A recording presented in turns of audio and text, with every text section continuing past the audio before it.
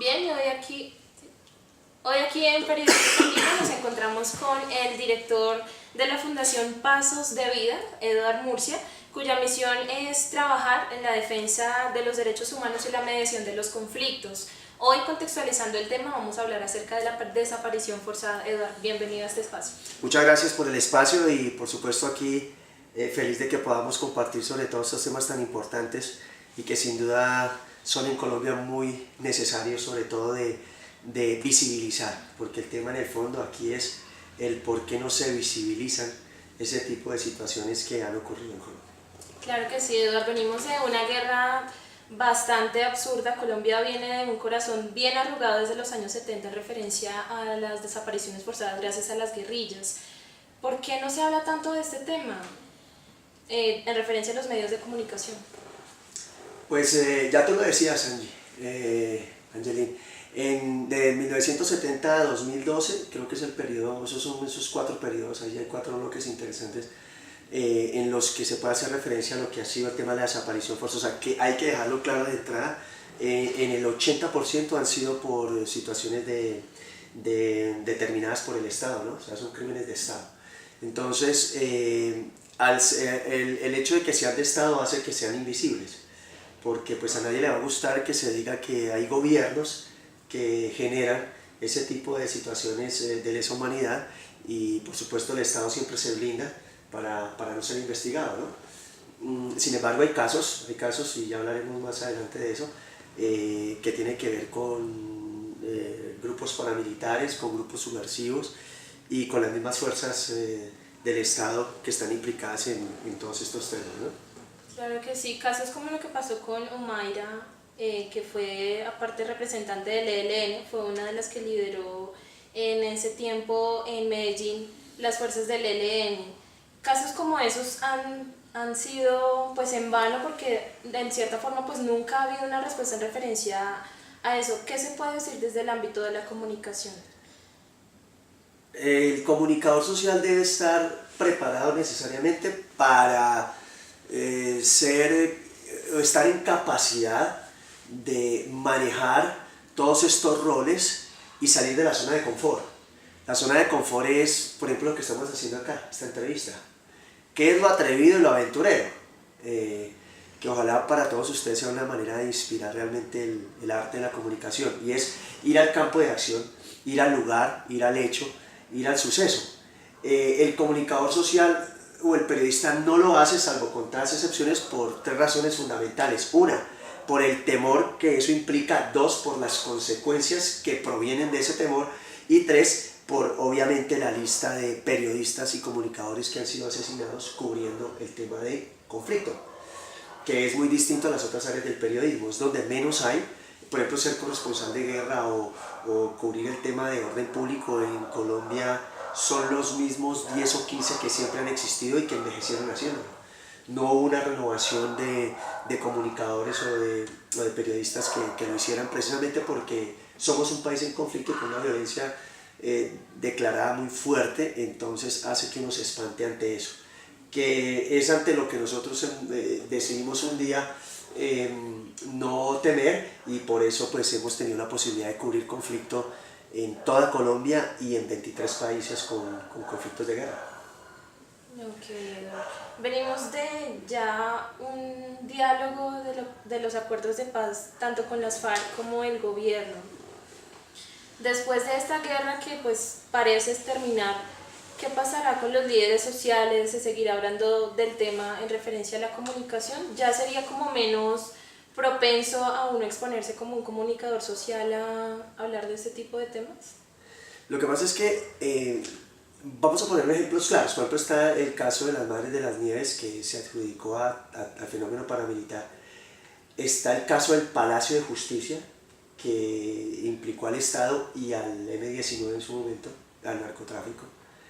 Y las Mujeres de los Montes de María, por poner ejemplos, sin hablar del episodio Machuca con el ELN, que fue terrible. Digamos que este proceso de paz, es que ese es el problema. Y el problema es que en el trasfondo vamos a tener que pasar de largo tanto crimen y tanto horror para supuestamente vislumbrar una paz que en la consideración nuestra y sobre todo de haber ido a los lugares donde se vivieron los conflictos, pues realmente es un sofisma muy grande. Aquí el problema del conflicto seguirá latente, seguirá completamente vivo por el tema que es el narcotráfico y no va a parar, no va a parar, no, eso no va a tener fin. Además es un gran negocio, es el negocio que más mueve dinero en el mundo, las armas y el narcotráfico. Entonces, la cuestión de qué va a pasar con esta coyuntura histórica y respecto al papel del comunicador social, creo que seguirá siendo muy acomodado a lo que hay que informar, a lo que hay que decir, más no a lo que se investiga. El Centro de Memoria Histórica de pronto se ha metido ahí en eso y hay periodistas, digamos esos periodistas invisibles que se han dedicado a investigar, a escribir, a ir a la realidad y que nos han permitido ciertos documentos interesantes. Pero no es el periodista público, el periodista reconocido, ¿no? El comunicador, porque pues ellos están en otras cosas. Entonces esto se queda más como una situación de tema universitario, de tema de cafés, de tema de bohemia, de tertulia, de una marcha pequeña o de hacer un análisis en las dos orillas o en el periódico X que le gusta este tipo de temas. Pero digamos que como un gran eco a nivel nacional o que haya un periodismo que esté necesariamente implicado en esto, en Colombia no lo hay. No lo hay, que sí lo hubo, por ejemplo, en Oriente Medio, cuando las revueltas de Hosni Mubarak y todo el tema de la primavera árabe en Egipto, en Turquía, en Siria, con Gaddafi, que hubo jóvenes universitarios que murieron siendo estudiantes de periodismo, sin siquiera haber sido egresados, por una causa de revelar, de informar y de dar a conocer lo que pasaba. O sea, gente que no tuvo miedo y que dio la vida por una causa muy loable y que permite que la primavera árabe ya esté en los libros de historia como un gran movimiento del siglo XX que derrocó 7 dictaduras gracias a esos que informaron. Y las redes sociales ahí fueron muy importantes. A través del Facebook, sobre todo el Facebook fue muy importante para difundir todo lo que estaba pasando. Pero es un tema más de mística y más de, digamos, de compromiso real por la profesión, porque realmente el periodismo y la comunicación social es una zona de confort muy grande. Una cosa es aquí la cámara que nos embelece, que hagamos el reportaje, hagamos la nota, pero otra cosa es ir allá a la Uribe Meta, ir a Tres Delicias en el Caquetá, ir a los Montes de María, ir a la Sierra Nevada, ir a la Reserva en el Huila, en San Agustín, ir a Fortuna en Arauca. Eso ya es otro tema. Desde la comunicación, ¿qué podríamos nosotros como comunicadores sociales en formación proponer a la sociedad para que se interese más en referencia a estos temas? Porque en cierta forma pasan muy desapercibidos este tipo de temas por el hecho de que ya pasó. Como ya pasó, ya es historia, ya no se vuelven a retomar estos temas. Pues es una excelente pregunta, Angelina. Y es que eso empieza aquí, en lo que ustedes están haciendo. Es crear la conciencia de que hay que recuperar la memoria de nuestra identidad, porque estamos ya, se ha repetido el cliché mucho de que un país que no recuerda su pasado está condenado a repetirlo. Un país sin memoria repite sus tragedias. Entonces es más un tema como de mística formativa, como de que la academia realmente piense en que a sus estudiantes en estas áreas de periodismo, la comunicación y también las áreas de las ciencias sociales, hay que decirles que el único camino que hay para volver a ser la voz de los que perdieron la voz y de los que están enterrados y de los que nos están hoy invitando a esta nota periodística, requieren de no solamente ser recordados, sino de ser protagonistas y de que se sepan realmente cuáles fueron las causas de sus desapariciones, de los horrores que vivieron, de la crueldad con la que fueron tratados y sobre todo juzgados por haber sido de un lado y del otro. Y resulta que realmente la mayoría de desapariciones forzosas que hay en Colombia no son por ser de un lado o del otro, sino simplemente por haber estado en el lugar equivocado, a la hora equivocada y en el sitio equivocado. Bien, pues ya como para ir cerrando esta entrevista, háblanos de tus proyectos de Sueños de Paz. Actualmente se lidera ese proyecto en referencia también del conflicto armado, Claro que sí. que pues también tuve la oportunidad de estar en el proyecto de Sueños de Paz. Háblanos de ese proyecto, en qué va, qué se espera de Sueños de Paz para este año. Sueños de Paz, si tú lo sabes, fue una iniciativa que nació con la idea de darle voz a los niños, que son los actores más importantes del conflicto como víctimas. Pero digamos que entonces como protagonistas del quehacer si nadie les tuvo en cuenta, siendo ellos la mayor cantidad de víctimas. Entonces, Sueños de Paz nació con la necesidad de ser una voz para esos niños y esas niñas, quienes a través de cartas nos van contando qué Colombia quieren vivir en el año 2025, 2030, qué tipo de país quieren, cómo se ven ellos, cómo se reflejan, cómo sienten que deben ser sus familias.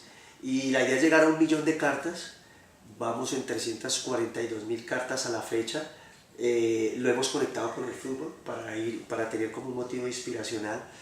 Y ya ha hecho mucho eco gracias al buen oficio, pues, sobre todo por el deporte, pues se ha involucrado mucho Blue Radio, Caracol, Noticias 1, hay mucha gente caminando al lado de nosotros y muy interesados con lo que estamos haciendo, porque es único en Colombia, nunca se ha hecho en la historia del conflicto colombiano, nunca se hizo o se pensó en un propósito como investigación y como hecho real, y como investigación en lo cuantitativo, en lo cualitativo, de un hecho tan trascendente como es cómo han sido afectados los niños en el conflicto.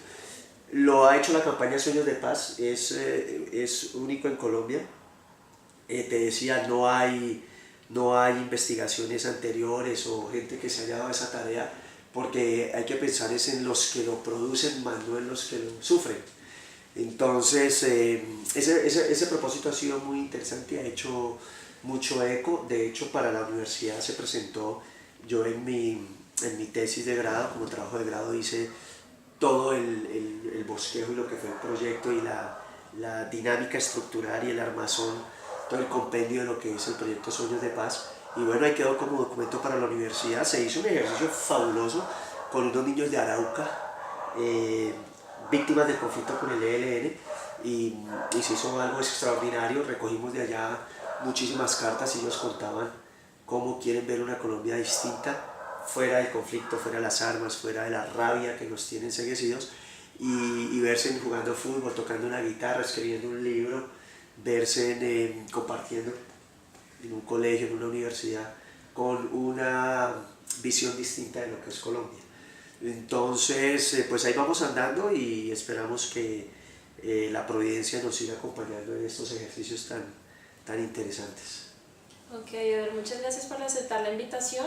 Reflexión entonces, Muchas reflexiones en referencia al conflicto armado. Te voy a decir una, y es que el que nos está viendo no tiene que irse para Arauca, a Fortul, o para Las Delicias en el Caquetá, o para Pajarito en Casanare, sino tienes que en su propia casa ser mediador con el conflicto del vecino, el de la casa del lado, con su propia familia, convertirse en mediador, hacer visible la inquietud de la que el otro tiene y no pasar por encima, no pisotear, no dañar, porque ese ha sido el problema nuestro y todo empezó fue en los mismos hogares, en los caseríos, en los trinches, en los pueblos, ahí empezó todo. Y la única manera de tenerlo es devolvernos nuevamente al nido, a donde arranca todo, que es la familia. Entonces, los invito a que empiecen por casa estos ejercicios de mediación, de pacificación, de la no violencia. Y por supuesto también hacer a los comunicadores sociales a salir de la zona de confort y dar nuevamente un giro a nuestra historia en Colombia que tanto nos ha pesado.